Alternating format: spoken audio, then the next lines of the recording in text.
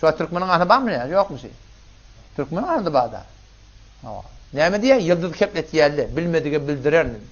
Bileni öldürür mi? Yıldız ne ağlı var ne burnu var. Keplerini hiç kim görmektir ha.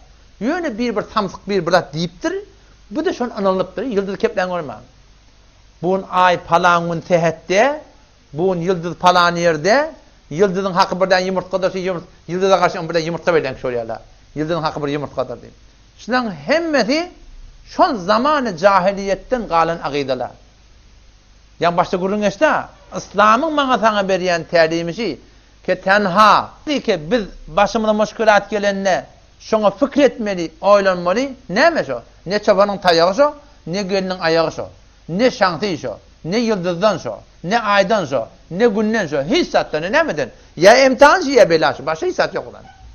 Fakat iktidadı gözü. Müşkül geliptir hava, müşkülsüz adam yok. Ne mi deyip bollaşı? Nerede müşkül var? Hatta erti namazda turbilmeyen, teheccüd sana netip etmeye, yeni buradan şu arada günah var. Allah senden tevfikine diyor.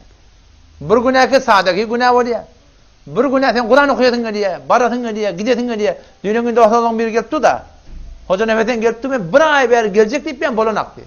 Ne deyip bolanak? Şonka şöyle söylemeli. وَمَا تَشَاءُونَ إِلَّا اَنْ يَشَاءَ اللّٰهِ Siz İslam'ı meğer Allah İslam'ı diye. Yani ne mi dedi ki? Sizin İslam'dan bolmaya Allah İslam'ı diye. Bayet biz İslam'ı, bizim İslam'ı Allah'ım İslam'ı. Peki ne etmeli biliyor musun? Şol Allah'ın islayan zadını etmeli ta Allah islesin. Allah söymese tevfik vermeye. O zaman avvela günahları terk etmeli. İkincini edecek işlemden Allah'dan ne mi? Tevfik vermeli Müslümanlığa. Biz şimdi gözümüzün aslını alaydı.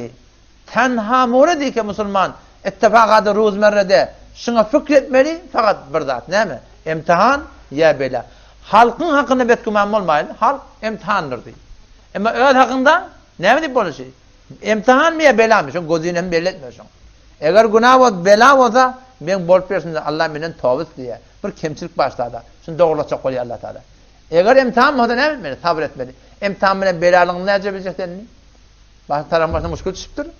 Sen şunu biledin mi? Ağa şu müşkülü ki bana düşüptür. İmtihan mı ya bela mı? Ne yapabilecek şimdi? Eğer imtihan mı olsa sana sabır verirler. Yürek yumuşak verirler. Dua ettirirler. İstikamet verirler. Darın diydin mut, dargamarsan, sabit kadın durursun inşallah.